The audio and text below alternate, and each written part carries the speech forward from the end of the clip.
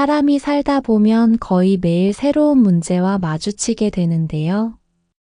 은퇴 후에 먹고 사는 문제, 가족, 친구 같은 인간관계까지 크고 작은 문제들이 인생의 짐으로 다가옵니다. 이렇게 매일 쌓이는 짐들을 제때 처리하지 못하면 인생살이의 걸음이 무거워질 수밖에 없고 사는 게 고달프고 힘들다는 푸념이 나오는데요. 한번 왔다 가는 인생인데 너무 힘들게 살 필요는 없습니다. 어깨에 놓이는 짐들이 각각 다 다른 것 같아도 원리는 비슷한 것들이 많아요. 부부, 친구, 타인과의 갈등은 인간관계라는 측면에서 보면 그렇게 다른 문제도 아니기에 인간관계의 원리만 알면 문제는 해결되는 것입니다. 이 원리들을 인생의 공식이라고 부를 수 있죠. 나이 먹을수록 인생이 힘들어지는 것은 인생 공식을 모르기 때문인 것 같아요. 여러 선인들이나 인생을 논하는 좋은 책들이 주는 삶의 지혜는 모든 문제를 해결해주는 마술 같은 것은 아니지만 그래도 복잡한 인생의 문제를 좀 더 쉽게 해결하는 데 큰 도움이 될 것입니다. 나이 먹는 것도 괜찮아. 세월을 이기는 장사는 없다는 말 알죠? 아무리 건강관리, 몸매 관리를 잘해도 주름이 생기고 눈도 나빠지고 머리도 휘어지고 기억력도 조금씩 떨어지잖아요. 20대 때는 밤을 새워도 거뜬하던 체력이 30살이 넘어가면서 슬슬 떨어지고 조금씩 아픈 데도 생기죠. 운동을 해야 하나, 보약을 한참 먹어야 하나 이런 걱정도 들게 마련이고 특히 여자들은 결혼하고 애 낳고 살림하다가 문득 거울을 보면 처녀적 몸매는 온데간데 없고 어느새 웬 아줌마가 서 있어서 좀 슬퍼지기도 할 건데요. 나이 먹는 걸 징그럽게 보는 것도 이해 못할 바는 아니죠. 그런데 세월은 무슨 장애물처럼 피하고 건너갈 수 있는 게 아니고 무조건 겪어야 하는 것이죠. 무조건 겪어야 하는데 자꾸 10년만 젊었어도 5년만 젊었어도 하면서 세월 원망이나 하고 있어서야 되겠습니까? 우리가 행복하기를 바라는데 그렇게 해서는 행복하고 멀어지기 쉽죠. 그러면 안 되잖아요. 그래서 나이 먹는 걸 가지고 이야기를 한번 해볼까 해요. 우리가 흔히 젊음이라고 하면 떠오르는 게 꽃다운, 피 끓는 이런 말인데 이거 말고 하나 더 있잖아요. 방황이란 거. 젊었을 때 방황하지 않는 사람 드물죠. 꼭 한밤중에 길 없는 산속을 헤매는 것처럼 뭐 하나 선명하게 정리되는 것도 없고 다 혼란스럽기만 하잖아요. 그러다가 서서히 나이를 먹을수록 방황의 강도도 약해지고 혼란스럽기만 하던 인생이 조금씩 정리가 되죠. 이쯤 되면 뭔가 생각이 날 법도 한데 뭐 떠오르는 거 없어요? 젊은 게 안 좋은 것과 나이 들어서 좋은 점이요. 날이 갈수록 나빠지는 눈 대신 갖게 된 거. 네, 바로 마음의 눈입니다. 이걸 지혜라고 해도 좋고 분별력이라고 해도 좋고 철이 들었다 해도 되죠. 한마디로 세상을 보는 눈이 밝아졌단 말이죠. 젊을 때는 무슨 안개가 자욱이 낀 것처럼 당최 뭐가 뭔지 분간이 안 되던 것들이 점점 또렷해지는 것이죠. 그러니까 아무래도 감정적으로 막 흔들리는 일이 적어지죠. 나무를 봐도 그렇잖아요. 어린 나무들은 바람이 조금만 불어도 밑둥까지 휘청휘청 하는데 큰 나무들은 바람이 웬만큼 불어도 초연하게 서 있죠. 사람도 마찬가지죠. 젊을 때는 사소한 말 한마디 행동 하나에 당장 세상이 없어질 것처럼 괴로워하지만 나이가 들수록 이런 일이 줄어들고요. 인생이 그렇게 혼란스럽지만은 않다는 거죠. 다른 좋은 점도 있지만 지혜가 생긴다는 거, 그리고 마음이 평온해진다는 거, 어찌 보면 인생의 공식을 터득하게 되는 거죠. 이런 건 아무리 지식이 많아도 소용없어요. 그만한 경험을 쌓아야 생기는 거죠. 그런데 세상에 공짜가 없듯이 이것도 공짜로 되지는 않죠. 지혜는 그냥 쌓이는 게 아니거든요. 흔히 젊은 놈들이 나이 많은 사람 욕할 때 나이를 어디로 먹었냐고 하는 게 그냥 나온 소리가 아니죠. 나이 값을 못하는 사람들이 있긴 있단 말이지요. 이런 사람들은 나이를 먹는 게 아니라 그냥 늙는 거예요. 어른이 아니고 그냥 늙은이란 거지요. 나이가 들수록 쌓이는 경험과 지식을 잘 버무려서 소화해야 자꾸 성숙해지는데 그걸 못했으니까 고집불통에다가 욕심 많은 늙은이가 돼버리는 거죠. 이제 나이 먹는 것도 괜찮아 라는 말의 진짜 뜻을 알겠지요? 그냥 나이 먹는 게 괜찮은 게 아니라 나이 먹는 것도 괜찮을 만큼 잘 살아야 한다는 뜻이란 말입니다. 또 하나 나이 먹어서 좋은 건 옛날에 뿌렸던 씨앗을 추수하는 재미가 있다는 거예요. 내 나이가 인생에서 가을쯤 되는 것 같아 보기에 따라서는 늦가을일 수도 있지만 어쨌든 추수의 계절이잖아요. 뭘 뿌리고 뭘 추수하냐 하면 마음을 뿌리고 마음을 추수하는 거죠. 나한테 중요하다고 해서 다른 사람도 똑같이 중요하게 생각하라고 하는 건 안 돼요. 지혜를 중요하게 생각하지 않는 사람한테 억지로 강요하지 마세요. 그런 사람들은 알아서 하라고 그냥 두세요. 그런 사람들은 나이 60이 넘어서도 안개 속을 헤매듯이 살아야 할 거예요. 젊을 때는 기운이라도 넘쳐서 여기저기 헤집고 다녔지만 이제는 그것도 안 된다는 거. 그리고 언제든지 젊은 것들한테 나이만 먹은 늙은이라는 욕을 들을 각오를 하고 있을 것. 내가 지혜를 제일로 꼽았다고 해서 당신까지 꼭 그래야 한다는 건 아니라는 것. 하지만 그게 2등이든 10등이든 간에 지혜는 나이 먹는데 꼭 필요한 필수품이라는 것이고, 이 필수품을 챙겨야 젊은 사람들이 당신을 볼 때 아, 저분처럼 늙고 싶다 이런 말이 나오게 되는 겁니다. 이 말을 풀어보면 초등학교 때 장래에 나의 희망을 적듯이 나이 먹음에 있어서는 당신이 장래 희망이 뭔지를 생각하라는 것이에요. 이왕 나이 먹는 거 당신을 위해서나 젊은 사람들을 위해서나 희망으로 늙어가는 모습을 보여주는 게 좋지 않겠냐고. 그리고 또 한 가지 잊지 말아야 할 것은 지금 당신이 60대의 어른을 보고 저분이 나의 희망이라고 할 수 있듯이 당신보다 훨씬 어린 사람이 당신을 보고 저분이 나의 희망이라고 할 수 있다는 거.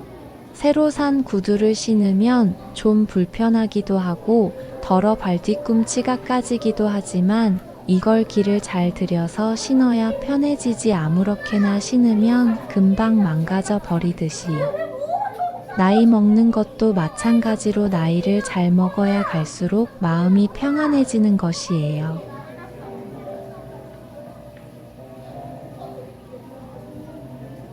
버릴 때도 최선을 다하세요. 인생 9단쯤 되면 깨끗이 하려면 버려야 해요. 집에 쓸데없는 물건이 있으면 버려야 깨끗해지듯이 마음에 쓸데없는 번민이 있어도 깨끗이 버려야 남은 인생이 즐겁고 편안해집니다.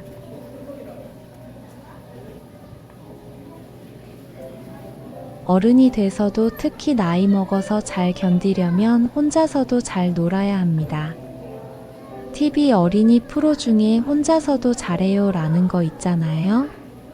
애들만 아니라 어른들도 혼자서도 잘 놀아야 합니다. 노인이 맨날 자식이나 며느리한테 전화해서 너희들은 왜 나를 안 챙기냐? 외롭다, 아파 죽겠다 이러면 오고 싶어도 더 안 옵니다. 불려가는 마음도 괴롭지만 같이 놀아달라고 불렀는데 투정투정하고 앉아있으면 그것도 참 못할 노릇 아니겠어요? 이런 것이 별일 아니라고 할 수도 있는데요. 사실은 굉장히 심각한 문제예요. 요즘 신문이나 방송에서 고령사회가 온다고 걱정들 하잖아요. 고령사회가 뭐냐고요? 사회를 은퇴하고 놀 사람과 놀 기간이 아주 길어진다는 거죠? 퇴직하고 할 일도 없어지고 친구도 지인들도 하나 둘 세상을 떠나서 만나고 싶어도 만날 사람도 없고 가고 싶어도 갈 곳도 없고 돈이 있어서 누구와 맛있는 것을 먹고 싶어도 같이 먹고 놀아줄 사람이 줄어듭니다. 모르긴 해도 그렇게 되면 자살하는 노인들이 늘어날 거예요. 다른 나라를 봐도 그렇고 우리나라도 벌써 노인들이 자살했다는 뉴스가 자주 나오는데요. 단지 돈 때문에 그런 게 아니라 혼자 있는 걸 못 견뎌서 외로워서 그런 것도 많죠. 통계를 봐도 노인들이 자살하는 이유의 첫째가 고독이라는 거죠. 그 다음이 질병, 돈이고. 왜 고독하냐 하면 혼자 노는 연습을 안 해서 그런 거죠. 요즘 대한민국 사람들 가장 큰 고민이 노후 대비라고 하죠. 40대 중반만 돼도 돈 때문에 불안하다잖아요. 사정이 이러니까 마음이 편할 리 없지요. 소비가 안 살아나는 것도 다 미래가 불안해서 노후가 불안해서 지갑을 안 열기 때문이라잖아요. 물론 노후에 먹고 살 거 장만해 놓는 것도 중요해요. 그런데 돈만 있다고 노후 대비가 다 되는 건 아니죠. 혼자 잘 노는 연습도 중요한 노후 준비죠.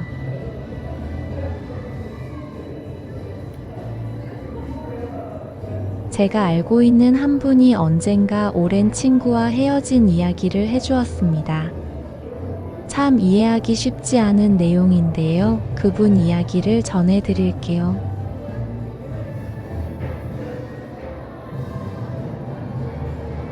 저는 퇴직하고 40년 지기 친구와 헤어졌습니다.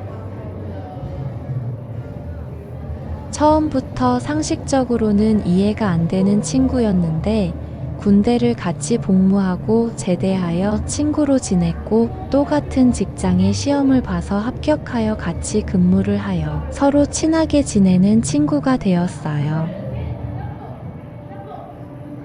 그 친구는 혼자서는 놀 줄 모르고 항상 누군가에 기대어 사는 친구였어요. 퇴직 후 저는 천사님과 같이 전국 여행을 다니는데 그 친구가 같이 다니자는 이야기를 하니까 제가 그랬어요. 너의 집 천사님이 퇴직을 하면 두 부부가 같이 다니는데 우리 부부가 여행을 다니는데 너 혼자 같이 다니는 것은 불편해서 안 되니까 너의 천사님이 퇴직하면 그때는 같이 다니자고. 물론 그 친구 부부와 같이 여행도 많이 다녔습니다. 캠핑도 자주 다녔고 이 친구가 퇴직 후 성격 때문에 다른 사람들과 잘 어울리지 못하고 집에서 혼자 TV나 보면서 길게 누웠다 짧게 누웠다 심심하니까 제주도에서 한 달 살기를 하고 있어도 전화하고 설악산에서 캠핑을 해도 전화하고 울릉도에 여행을 가 있어도 전화를 합니다. 언젠가 점심에 국밥 한 그릇 사주고 설악동에서 캠핑을 하고 있는데 전화를 해서 넌 언제 점심 사주느냐고 하대요. 지갑도 절대로 안 여는 친구고 돈에 대한 욕심도 많은 친구였죠. 그 친구 와이프는 시기심이 많아서 저의 천사님이 별로 좋아하지 않았습니다. 그 친구가 퇴직하고 몇 개월 안 되어서 퇴직 동기들 모임도 전화 안 한다고 탈퇴하고 20년 넘게 이어오던 직장 동료들 부부 모임도 안부 전화 안 해준다고 해체시키자고 이야기를 합니다. 같은 아파트 단지에 살면서 자주 만나는 동생과 셋이 자주 어울리는데 술값을 한 번도 안 냅니다. 셋이 어울린 지는 20년 정도 되었고 거의 둘이만 계산을 하는데 언젠가 너도 술값 한 번 계산하라고 했더니 자기는 그런 쪼잔한 곳에는 돈은 안 쓴다고 하대요. 몇 개월 뒤에 셋이 맥주 한 잔을 마시고 다시 한번 물어보는데 자기는 이런 사소한 술값은 안 낸다고. 그러니까 셋이 만나면 니들 둘이 술값을 계산해라 이런 말이죠. 결정적인 것은 집 앞 호프집에서 술을 마시면서 친구면 매일 서로 안부 전화를 해야 하는데 왜 전화를 안 하느냐고 해서 난 홀 어머님에게도 매일 전화는 못 드린다며 넌 그렇게 하느냐고 했더니 자기는 매일 전화를 한다고 소리를 질러요. 요즘에는 카톡도 많이 하는데 친구나 지인 사이의 안부 정도는 톡으로 하는 것이고 나는 퇴직 후 여행 다니느라고 집에 있는 날이 한 달에 며칠도 되지 않는 것은 너도 알 것인데 너도 취미 생활을 하고 지내라고 했는데 그래도 친구면 안부 전화는 매일 해야 된다고 그러지 않으면 친구가 아니라고 하네요. 그 친구는 3남매가 홀어머니의 쬐끄만 재산 때문에 다퉈서 몇 년 동안 바로 5분 거리에 있는 어머니와 동생과도 인연을 끊고 아버지 제사 때도 안 갔는데 몇 년 뒤 어머니가 자기가 살던 조그마한 아파트 하나를 주니까 그 뒤로 또 더 받으려고 1년 정도를 자주 찾아다니고 전화하는 것을 다 알고 있는데 그러더라고요. 넌 그런 이유 때문에 이제 너의 어머님에게 전화하고 찾아다니는 것을 다 알고 있다고 목구멍까지 말이 올라오는 것을 차마 그 친구의 체면 때문에 아파트 단지 내 호프집이고 아는 사람들이 있어서 그런 말은 안 했지만 그 뒤로 서로 연락을 끊었습니다.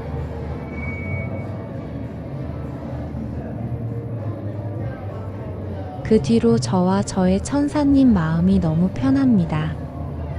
인생의 큰 혹을 하나 떼어 내버린 것 같이 홀가분한 느낌입니다. 그 동생은 지금도 그 친구를 만나고 가끔 소식을 전해주는데 이제는 전혀 관심이 없는 사람이 되었고 가끔 20년 넘게 이어오는 직장 동료들 부부 모임에서는 어쩔 수 없이 한 번씩 만나지만 별 의미 있는 이야기는 나누지 않고 지냅니다.